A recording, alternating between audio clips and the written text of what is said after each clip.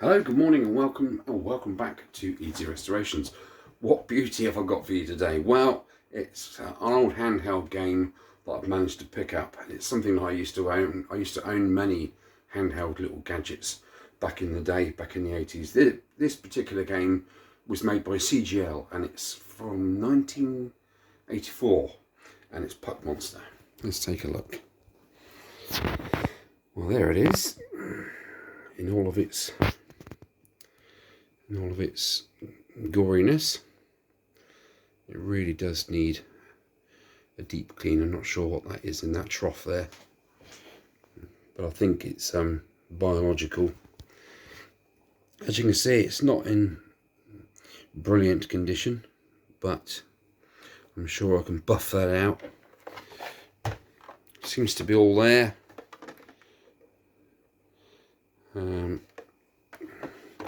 There we go, CGL, which is Computer Games Limited, if I'm not mistaken. There we go.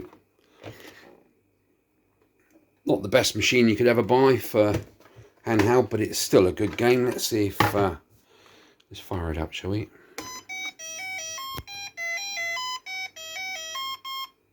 Oh, the memories. Oh, there's me little Puck. Let's get going. Oh, ghosties come in. I'm dead. Right, let's get into this and take it apart, give it a darn good clean, which it's been probably crying out for many years. Yeah, there we go. If you want to pause that and have a look, be my guest. Right, even come with batteries in. Wow. Okay. Oh, okay. Mixing batteries. That's going to leak, isn't it? Battery compartment's really good and clean.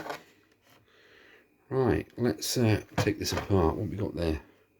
1, 2, 3 and 4. They're not Phillips screws, they're JIS, Japanese Industry Standard, which is a basic Phillips sort of thing, but without being a Phillips, if you know what I mean. Crosshead, that'll do. Got a nice bowl of soapy water. Got a nice little detailing brush there. Right, let's get into it. It's good to be back. Well, I've just gotten that little knob off. That can go in the bowl of suds. Now, the reason I wanted to take the whole thing out was so I can put it round on its front without it wobbling or pressing against that button. There you go. Not just a pretty face, eh?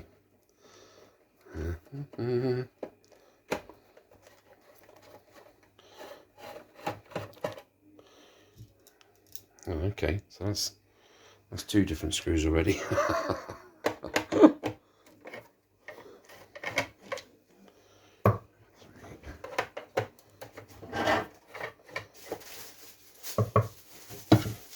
lovely. Let's get that out of the way. Split this apart. No wires on the front, that's pretty handy. 4 screws there to get that cover off. And, oh, is that a bit of card in there? Yeah, it's a bit of card. But hopefully that'll come off with that plastic. I don't want to get that wet, do I? That's pretty good, isn't it? Nice and simple. A bit like me, really, isn't it? That can go in there. Springy, springy. So what we got here then, we've got the battery terminals. We've got 1, 2, 3, 4 to get this PCB and this screen off of there. Oh, look at that. Fantastic. Oh, that's in the days before you had the plastic contact pads. I can't remember the name of the things. Alright, I'm just going to pause it there. Okay. Why can't I see the counter going? Is it not recording? That's better. Right, so we've removed the little screws. I am going to have to desolder these cables because the tabs just don't pull through. They're actually pushed through from the other side, bent over and then soldered onto, so that needs to come off. Not sure what this is. Obviously the sound device. Wonder what's under here. Well, there's that ring. That doesn't need to have a clean. And that is basically just a little sort of microphone amplifier disc sort of thing. That doesn't need to go in there. And we've got like a little piezo plate that produces the sound. You just get these sort of wristwatches and things. Right, so let me desolder, give it a bath, give that a bath, give that a bath, and give it a tidy up.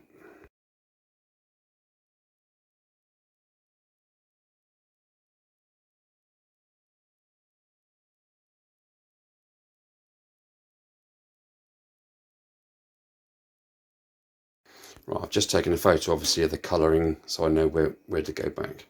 Right, this little beastie is fantastic. Oh yes, I have an Astro Wars to do as well, and a Barcode Battler. That'll be the next episode. Yeah, this little USB soldering iron is absolutely brilliant. It's my go-to soldering iron now. So if you guys do a lot of little tinkering like this, all you need is a USB supply. Like that.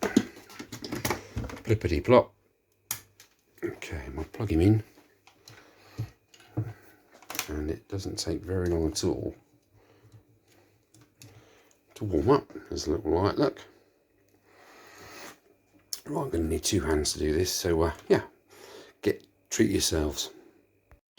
Okay, parts are nicely cleaned up. I gave them a little bit of a, with the adjuster. You can see how well that's come up now, look. Really, really nice. And I love the way that golden yellow pops. It hasn't faded over the years, has it? Look at that. How fandabby-dozy.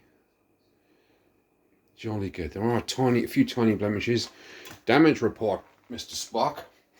Okay, damage report is one cracked corner. Just there. Tiny little bit of that little outer lip is just nipped off there. But after, I mean, it's 39-year-old, 40-year-old next year.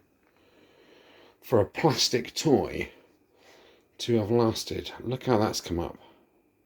Beautiful, isn't it? So, like I say, for a 40-year-old toy, that has done really well. I haven't noticed anything. That scratch on there isn't a scratch, it's actually a crack. See it? It's a real shame, that. But it doesn't detract from the game, and it will still play well. That stuff is even good on the lens, if you like. That's all cleaned up nicely. Nice and shiny. It's not been, no point in buffing anything like this, because you always run the risk of removing that light ink work there.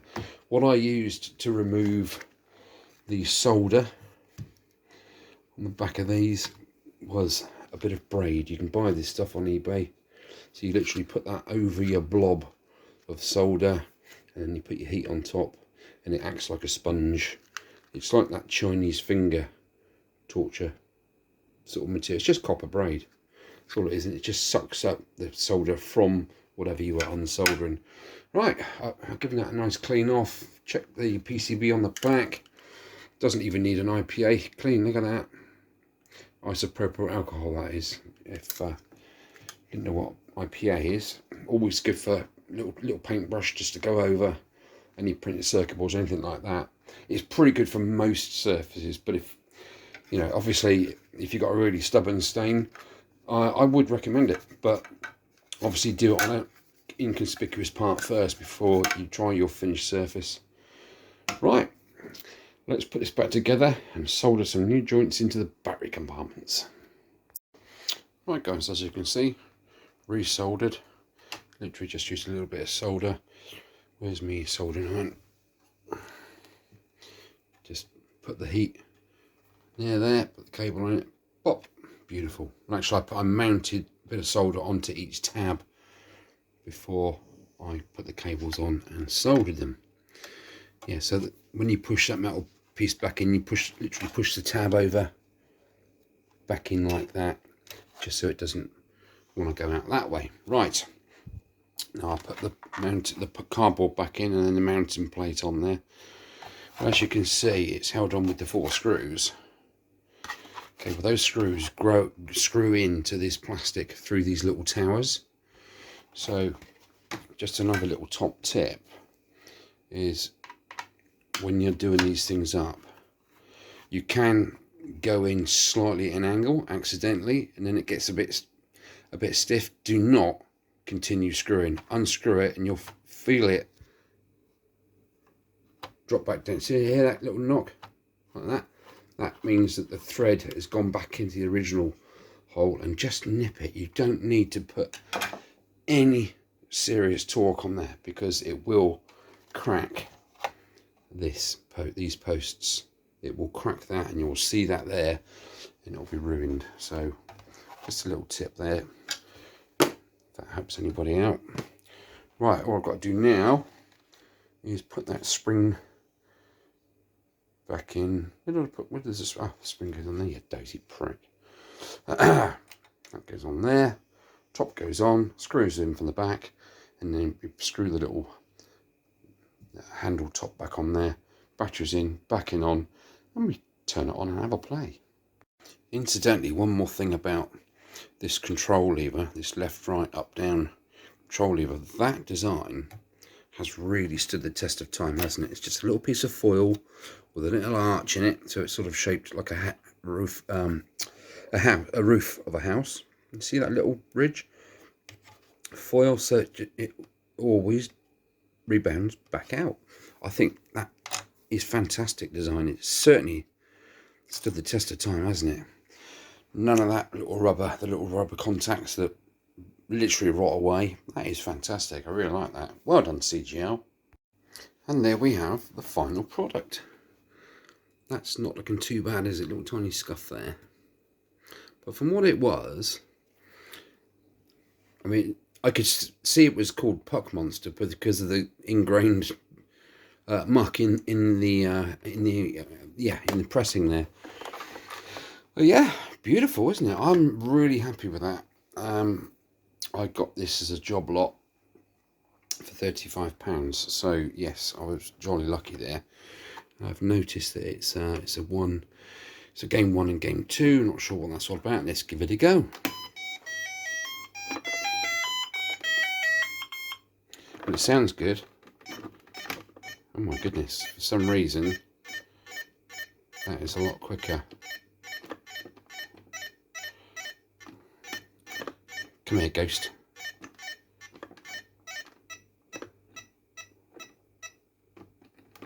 No, no, no! I've been nabulated. Right. Where are they going? Come on then, I'll have you. Come on then. Hey! I've got 1 pack left. I remember playing this for absolutely hours.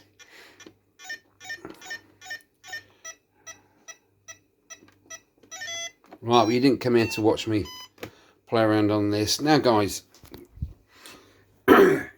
children, kiddies, youngsters, teenagers of today, your fathers and mothers were playing this thing in playtime at home, 84-ish or thereabouts. This was their iPad, this was their GoPro, this was their, not the GoPro, but you know what I mean, this was their, you name it, this was it, this was there. There was no online, there was none of that guff. Good, honest, no, and you couldn't turn the sound off either, could you? So that was really annoying. So there we have the restoration of the Puck Monster.